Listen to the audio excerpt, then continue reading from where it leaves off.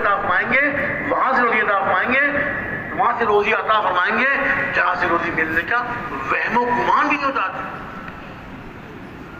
اور اس کے دل سے، اس کی زبان سے یہ نکلے گا اللہ نے میری مدد فرمائی، اللہ نے میری مدد فرمائی، اللہ نے میری ضرورت کو پورا فرمایا، اللہ نے مجھے تنگی سے نکالا اور اللہ نے مجھے غیر سے روزی عطا۔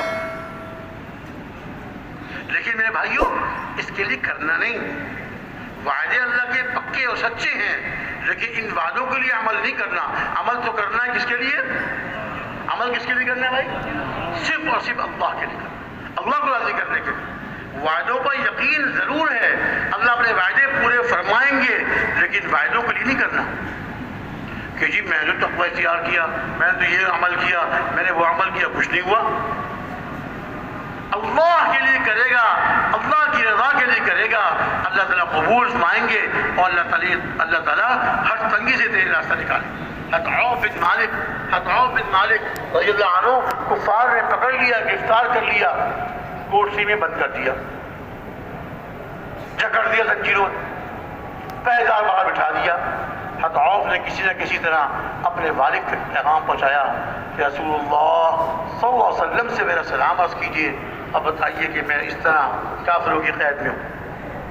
حضور نے ارشاد فرمایا میرا سلام ان کو بھیجو اور ان سے کہو اللہ کا تقوی اختیار کریں، اللہ کا تقوی اختیار کرے۔ اور ایک جگہ آتا ہے کہ لا حول ولا قوت الا باللہ العلی العظیم کی کثرت کر رہے ہیں، اللہ کا تقوی اختیار کرے اور لا حول ولا قوت الا باللہ العلی العظیم کی کثرت کرے۔ اب صحابہ تو سارے متقی، صحابہ کے تقوی میں کوئی شک نہیں، سارے صحابہ متقی رضی اللہ تعالی عنہم اجمعین، تو پہلے ہی متقی تھے۔ اب وہ حضور کے ارشاد پہنچا تو اور زیادہ اہتمام فرمایا ہوگا تقوی کا۔ رات کو ایک دن کوٹھی میں بند تھے، کیا دیکھتے کہ وہ زنجیریں یا رسیاں جو بھی تھیں جس سے ان کو باندھا ہوا تھا وہ کھل گئی، اللہ کے حکم سے کھل گئی۔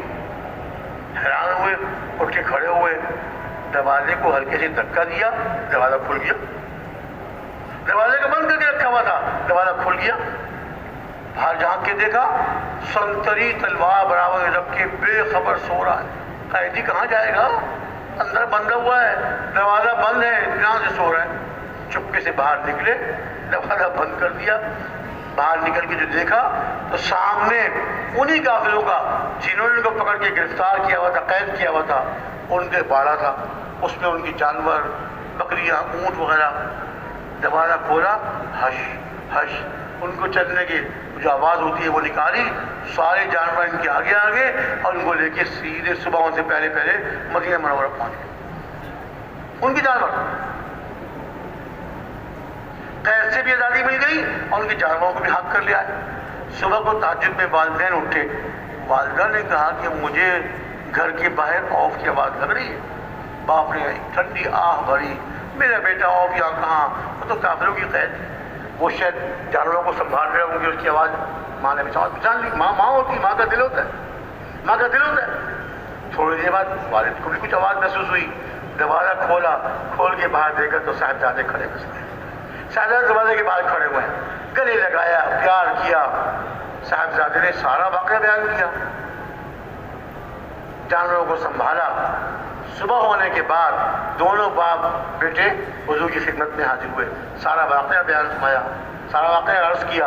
حضور نے ارشاد فرمایا کہ یہ وہ روزی ہے جو اللہ تعالیٰ تقوی عطا فرماتے ہیں، جاؤ تمہاری حلال استعمال کرو۔ ایمان والے، اعمال والے آج کن چیزوں میں پھنس گئے؟ اللہ کو چھوڑ کر اسباب میں لگ گئے۔ اللہ سے ایسا تعلق جوڑے، ایسا اللہ جو بٹھائیں، اپنی ہر ضرورت رو رو کے اللہ سے مانگیں۔ دیکھیے یہ ہماری کمزوری ہے، ہمارے ایمان کی کمزوری، ہمارے یقین کی کمزوری، ہمارے اعمال کی کمزوری کہ آج ایک جوان کہتا ہے اپنے ہاتھ پر ہاتھ مار کر میں اپنی قوت بازو سے کماتا ہوں۔ ارے بیوقوف، تیری کیا حیثیت؟ تو ہے کیا؟ جب تو بچہ تھا